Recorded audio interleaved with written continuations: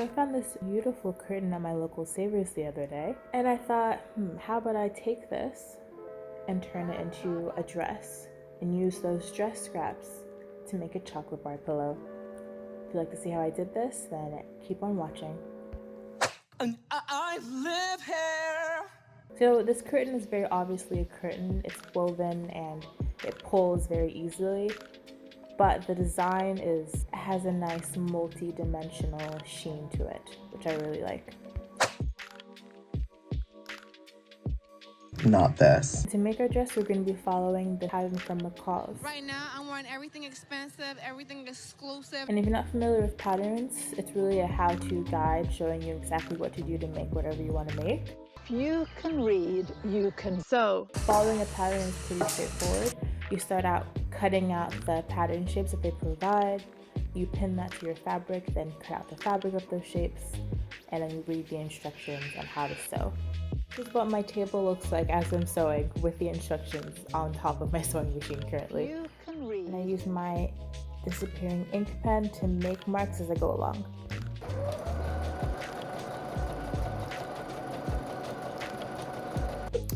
Okay, stop laughing. Okay, we got something going on. We have the bodice, the beginning of the bodice, the beginning of sleeves. Now we have the bodice more constructed. We have the yoke, the sleeves now beginning their shape.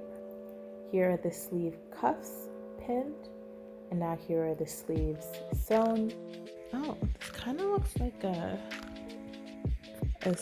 Selkie dress. Looking back at this, definitely not quite Selkie level with the volume and the plushness. It's very bare bones, more of a broke Selkie dress. I mean, so you're not that broke. No, a little bit broke.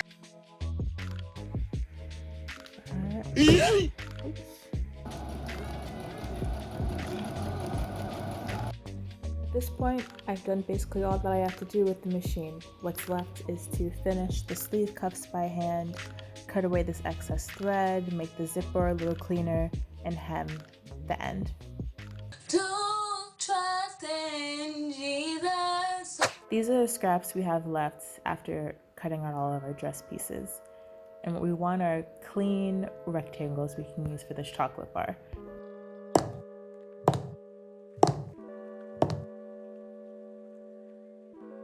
I've just seen something really fucking scary in the mirror.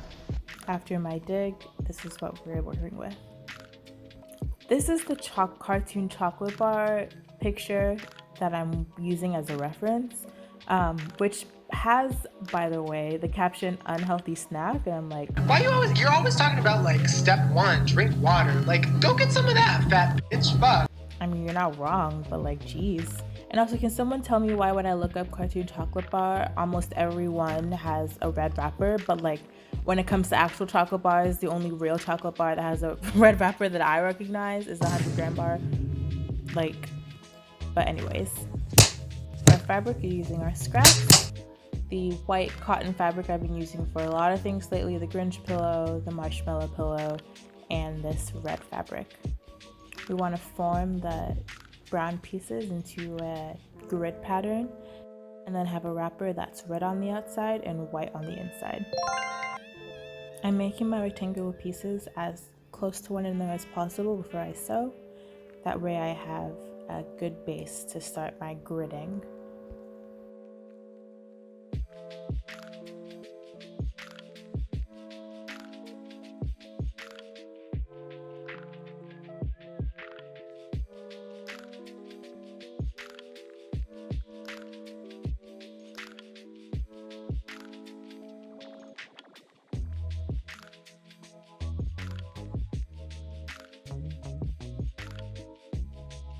Shing, sparkle, sparkle.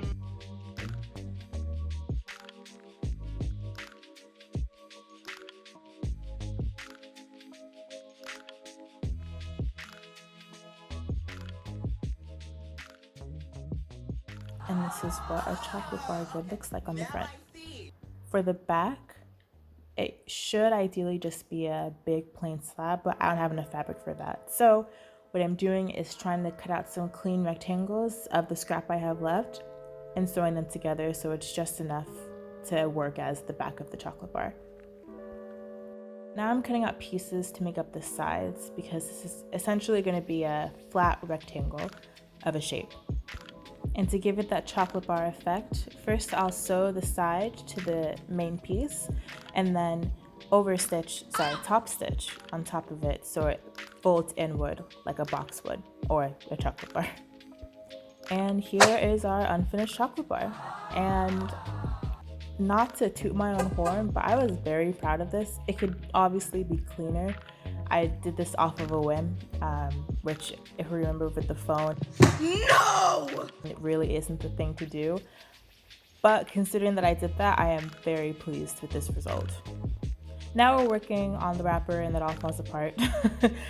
So I thought that I could just make two basically little pillowcases, one side white, one side red, sew those pillowcases together, and then, oh great, now I have my wrapper. But by doing that, I create this protruding seam on the inside, and I don't want that because this is going to be slightly unwrapped and I don't want to be able to see that seam.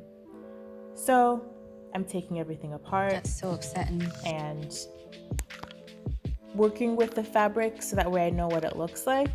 And then once I know what it looks like, I'm sewing from there. So almost sewing backwards because I'm not really planning it first. I'm instead creating what I want to see and then sewing to achieve that. Does that make sense? No! But we got there in the end, and here we have it, our flat pillow. The chocolate bar and the wrapper now one in the other. I love this. What's great about how I did this is because both have open ends, I can fill I can fill each pillow essentially separately and then bring them together. So these are the scraps we're working with to fill this. Honestly, perfect. I am happy to see that I used every single bit of fabric from this curtain except for the top. I saved it only because I thought the stitching is too nice, very neat. These rectangle cutouts, maybe I could use this for something else. So it could be appearing in a future video. Okay, with the chocolate bar stuffed, I'm moving on to the wrapper. It was a little bit wide, wider than I'd like for the chocolate bar. So now you see me just hand sewing the edges so they come in a bit more. And so the wrapper fits more snugly around the chocolate bar. And with the wrapper portion filled, I can sew the wrapper and the chocolate bar together to where I can have a bit of room to unwrap a little more if I want to, or pull the wrapper up completely over the chocolate bar again. This also keeps the chocolate bar from completely falling out of the wrapper. And there you have it, folks. My chocolate bar pillow. I love this pillow. I was mad when I first showed some family and they were like, what is that? There isn't a chocolate bar that exists with the red wrapper. Why isn't it blue? I'm like, please.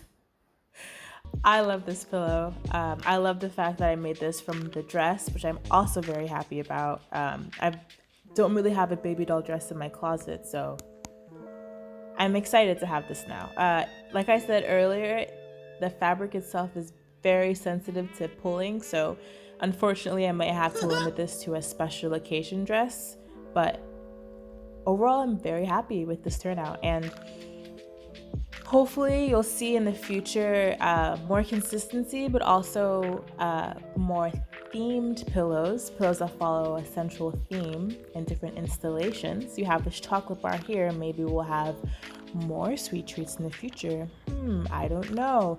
Maybe you should like, comment, and then subscribe if you haven't already to find out more about my pillow plans. But anyway, thank you so much for watching.